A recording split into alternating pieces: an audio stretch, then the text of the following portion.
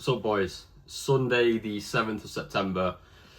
I've been going through quite a few issues at the minute, not with my business per se, but with my personal life. So as a reflection, that will be my business, because if you guys are new to the channel, my name's Hassan Amin Khan. I've run a sales agency over the past 18 months. And one of the biggest things I realized is that anytime we're going through a problem in our business, or anytime that we're not seeing the results that we want, it's not really a money issue or a business issue. It's always a personal issue. It's always a development issue. And something I've been really struggling with, or something that I'm overcoming right now, is the battle with lust. And as men, obviously young guys, successful or on the way to being successful, when we're chasing this money, we normally have high testosterone. We normally have a feeling of like, we want to conquer, we want to achieve, we want to do all these things. But when we're trying to balance that with this monetary success and our religion and our good faith and all these kind of things, because we're in that state of winning, naturally we want women. We want to have that release as well. We want to have that love as well. We want to have all of that, and these things are good.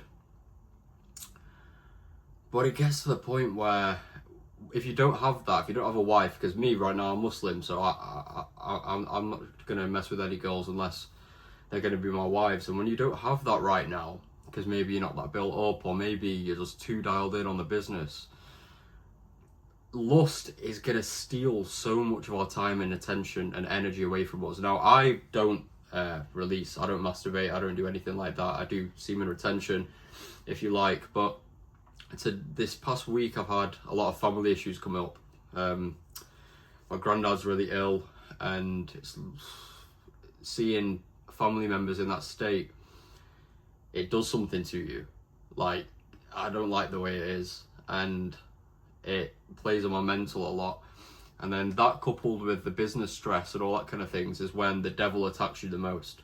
That's when he'll start whispering in your ear and start telling you these lies to comfort you and make you think that it's okay. And it's at these times that we're the most vulnerable, and it's at these times we have to make the decision of how important are our goals to us, how important is our relationship with God, and how easily manipulated are we to go and be consumed by our desires.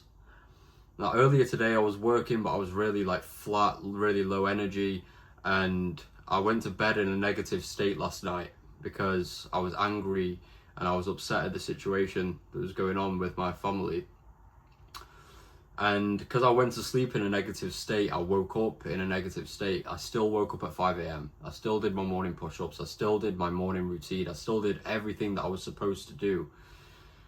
And I still did my work, but I was just so like low energy, in such a low state. I didn't like what I was doing. And because I was in that state of comfort, I was so close to releasing. I was so close to like messaging girls. I was so close to just whipping my phone out and going for a quick release. But I was this close to doing it. This close. And I literally, I was about to go and do the act. And I got in the shower and I had to just think to myself, I was like, if I'm to do this, that signals to me that my goals mean nothing.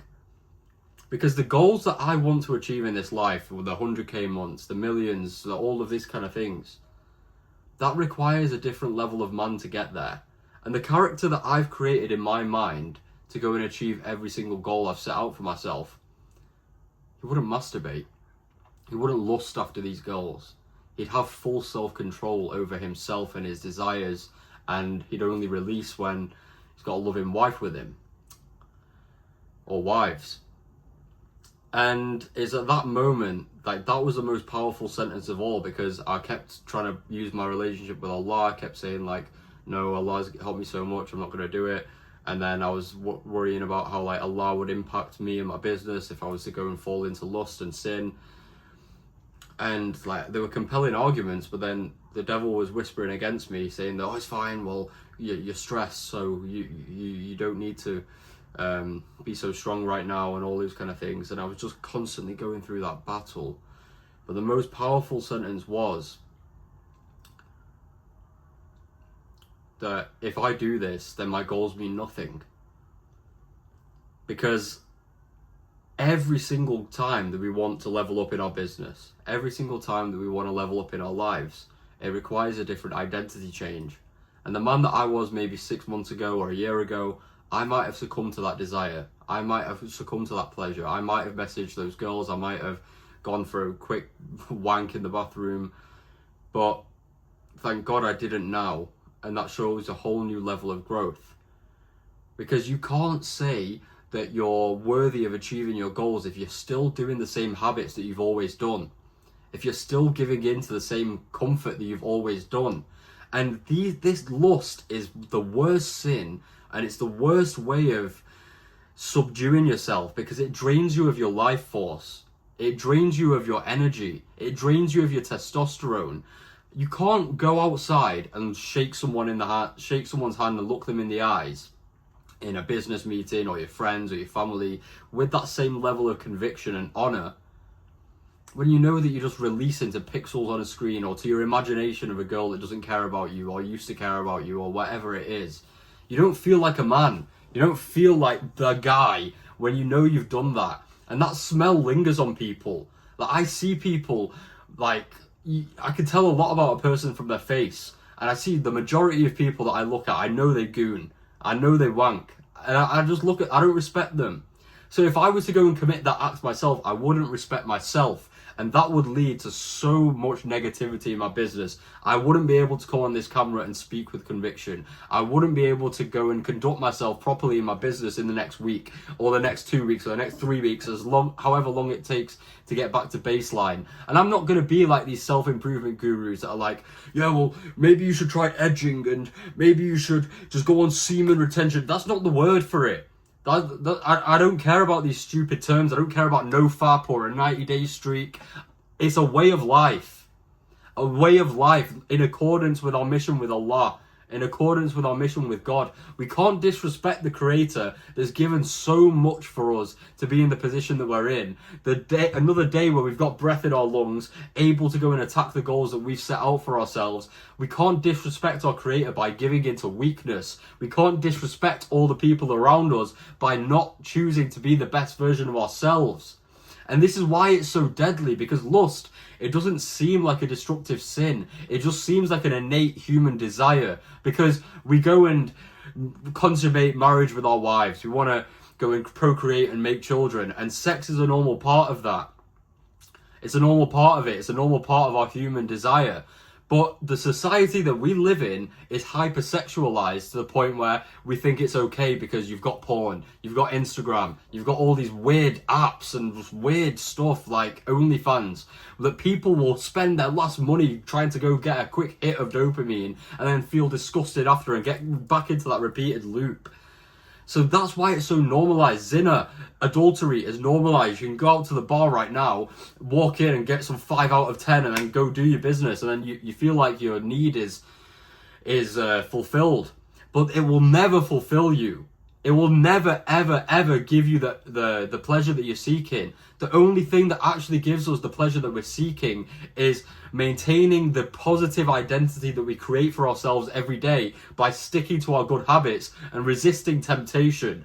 And every single time we do that, it's a vote for the type of person that we want to be. And I'm sure that God adds up these little wins for us into our bank of goodwill, into our bank of our destiny to help us become the man that we're supposed to be. Because every time we say no to the temptation, every time we go against the grain of what society tells us, we're so much further than not just the 90%, not just the 95%, the 99% of people.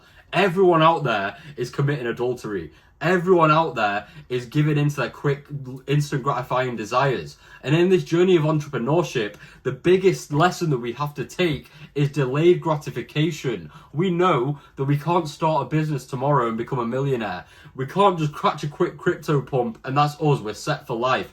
We've embarked on this journey of self-development to build lasting change, to build amazing businesses, to build amazing character within ourselves. And that requires a different level of focus. The only way we achieve that true focus, and this is where it gets a bit nuanced, like, semen retention, but when you hold on to your seed, you have so much more power, you have so much more energy. It's like these women, they don't have a grip on you. They don't have a hold on you. Like, you can maybe look at a girl once and, yeah, it's normal for us to think they're attractive, but we're not there lusting over them, because every time you release to them, you're subconsciously putting them above you. Women should flock to us. That's why we're building a nest now. That's why we're building our careers, business, everything now. That's why we're building our lives now, so that we could have our wife, or if you're Muslim, inshallah, we can have multiple wives in the future. This is why we go through our effort every day. This is what we do. So for us to release that, we're taking away from our own focus. Our own focus. It's like,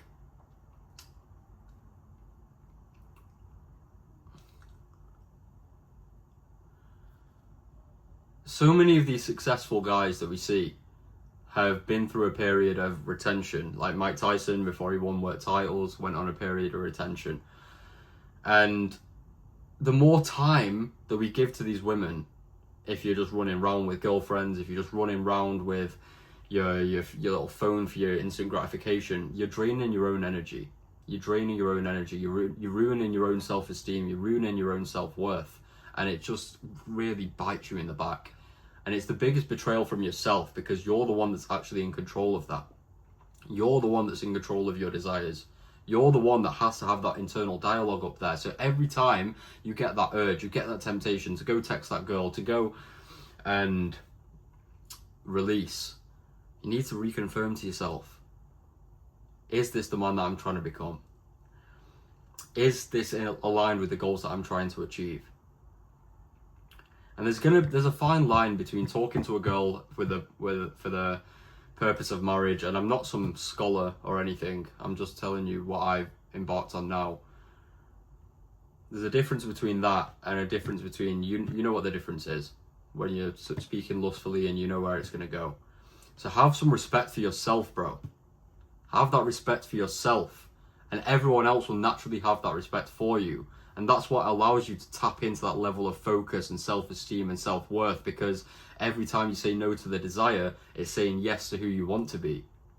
And that allows you to attack your days with so much more energy and vigor. And you have higher testosterone as a result, which means you're going to achieve more. And on the converse side, that means, yeah, you might get a bit more tempted, but it gets to a certain point where you don't even think about it. It's only when we let ourselves get into a low vibrational state, when we lay on our beds scrolling, when we lay on our beds just dossing around or letting our emotions overcome us rather than us controlling our emotions, that's when we're susceptible to being consumed by our vices. That's when we're susceptible to falling into lust and temptation and sin. So the more that we do this, it's not only benefiting ourselves, it's raising us up in the eyes of God. And who's better to have as a partner than God, a business partner? I don't know if that's the right thing to say. Forgive me if it is, Ya Allah. But what I'm trying to say is, the more that we say no to the desires that detriment us, and the more that we live in accordance with the word of God and the restrictions or blessings He's imposed upon us, He does these things for a reason. He does these things for a reason. Our society is messed up because people have stopped listening to God. And this is the edge that me and you have, because 99% of people are godless. So the more that we stick to our truths, the more that we stick to our mission and our desire, God will reward us, and we'll be able to live out our authentic selves every day. Keep pushing, boys.